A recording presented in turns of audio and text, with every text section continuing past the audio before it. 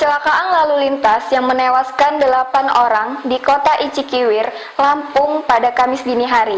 Kecelakaan tersebut melibatkan bus antar kota dengan nomor plat polisi BE 321 LI dan truk berwarna biru dengan nomor polisi BE 317 AN.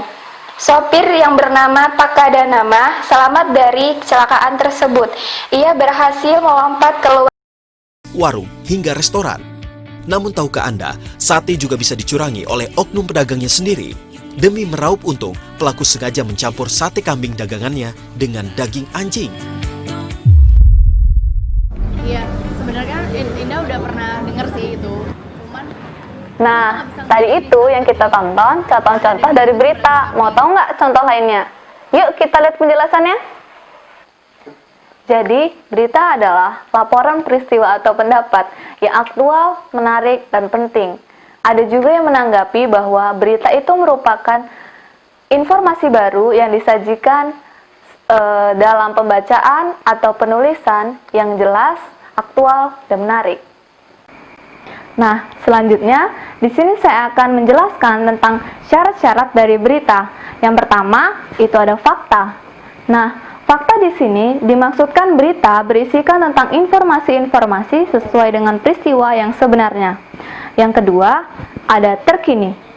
Terkini di sini dimaksudkan berita berisikan tentang informasi-informasi yang terbaru. Yang ketiga, itu seimbang. Nah, seimbang di sini berarti berita bersifat netral atau tidak memihak. Yang keempat, itu lengkap. Yang kelima, menarik. Dan yang terakhir, itu ada sistematis. Nah, sistematis di sini berarti berita tersusun dengan rapih. Jenis-jenis berita. Yang pertama, straight news, merupakan berita langsung yang ditulis secara singkat, lugas, dan apa adanya. Dapat dibagi menjadi dua, hard news dan soft news. Hard news merupakan berita yang memiliki nilai lebih, berkualitas, dan terupdate. Sedangkan soft news merupakan berita pendukung, berita yang ringan, dan nilai beritanya di bawah hard news. Jenis berita yang kedua yaitu depth news, merupakan berita yang mendalam. Mengapa disebut mendalam? Karena beritanya ini dikembangkan secara mendalam dan tujuannya untuk lebih mengangkat suatu permasalahan secara lebih mendalam. Jenis selanjutnya, investigation news, merupakan berita yang dikembangkan berdasarkan penelitian ataupun penyelidikan yang dilakukan dari berbagai macam sumber. Jenis yang keempat, interpretative news, merupakan berita yang dikembangkan dengan pendapat maupun penelitian yang dilakukan oleh penulisnya. Jenis berita yang terakhir yaitu opinion news, merupakan berita tentang pendapat seseorang.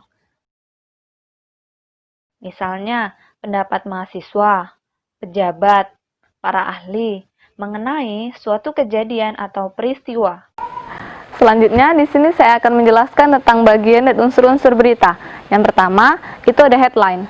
Headline di sini itu bisa disebut sebagai judul berita. Yang kedua, itu ada lead.